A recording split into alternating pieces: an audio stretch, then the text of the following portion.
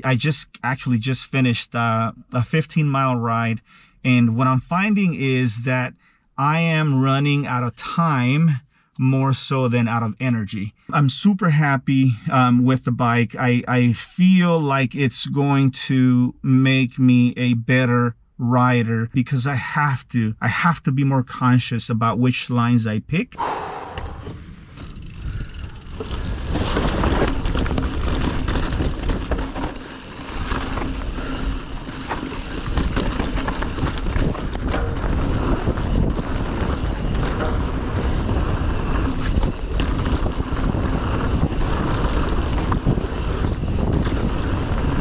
I have to remind myself that the bike is not going to compensate for my mistakes as much as some of the other bigger bikes that I've owned.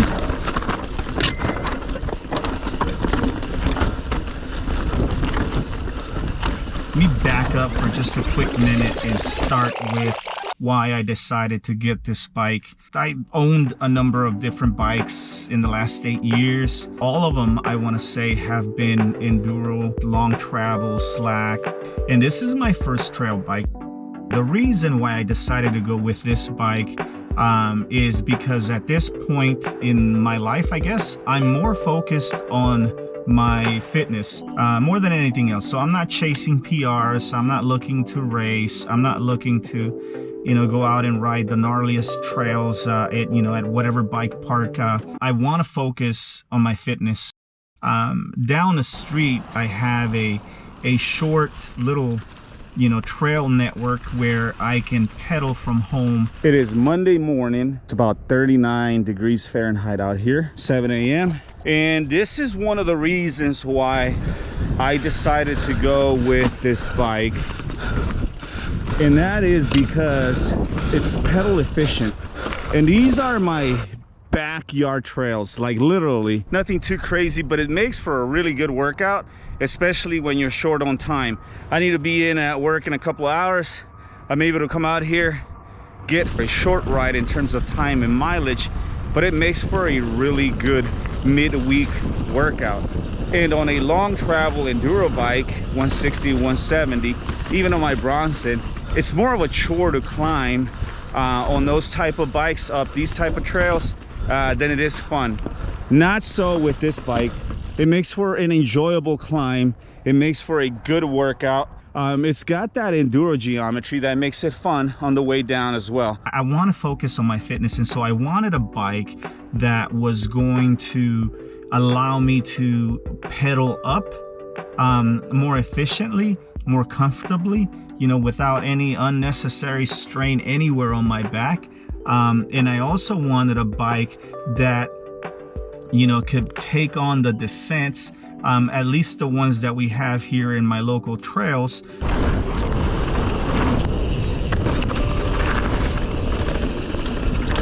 without getting all jittery and nervous and so on, right? So it had to be the right geometry.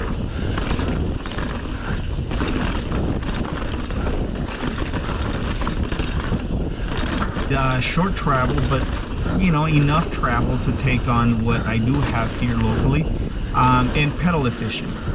I'm closing in on about 100 miles already with it, and absolutely no buyer's remorse whatsoever. It's super fun as is, right? So $31.49 is the price tag, US dollars, stock, and it's ready to ride. It's ready to go out and just spend all day on the saddle. Amazing bike in terms of climbing. It's good. It's awesome. Now let's talk about descending, right?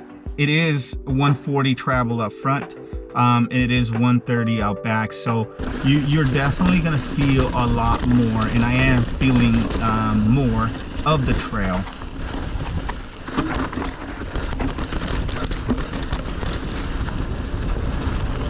Than I did with my bigger, longer travel bikes, and it makes sense. But the wheelbase is long enough. It's 1240 something, right? So it's really long, to where it keeps me stable and it's able to maintain a straight line, especially when I'm going down fast. But the shorter travel, does let you know that, hang on, right? You got to muscle through. You got to put in some effort into keeping it from bouncing around. And you got to be, at least I'm finding, I have to be more aggressive with it and push through the rough, so that I'm in control. I'm pushing it over the chunk, as opposed to being surprised to buy it and throwing me, you know, to the side and so on. So there is a learning curve with this bike, I'm finding, but it's a fun one. It's good. The Marzocchi up front, I am finding that it's not as smooth as my Fox 36 factory that I had on my Bronson and some of the other longer, you know, travel forks that I've had. And so in some of the jumps, I have to compress and push into the transition, or else it'll buck me. And it did buck me once already.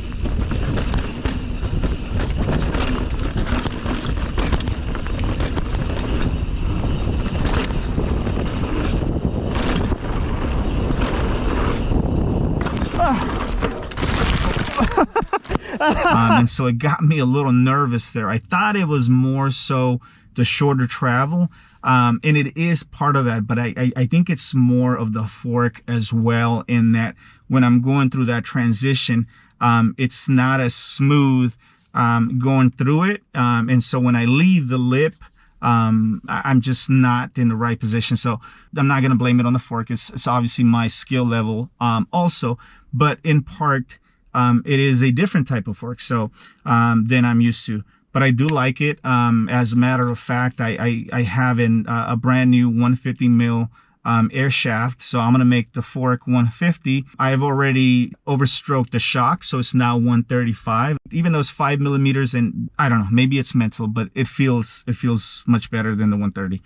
It's very agile also through the twists and the turns. That 65 head tube angle is slack enough to take on steeps, but not too slack to make it sluggish through the twists and the turns.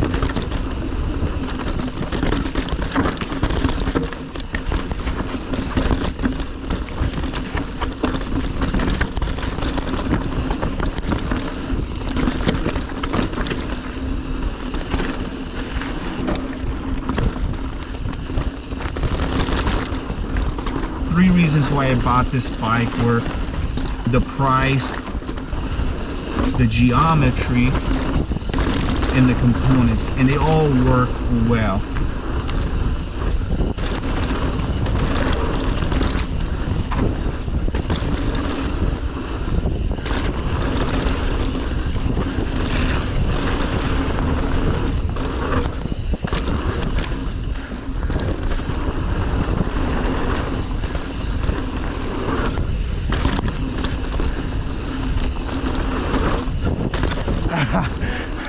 Getting closer. So talking about components, the shock is good, the fork is good, the brakes, I like the brakes for the type of riding that I'm doing here locally. But if I were to take on a 20-mile long descent, an epic ride where you're just descending for a long time, I think the brakes would not be as good. I think I would start to get some brake fade.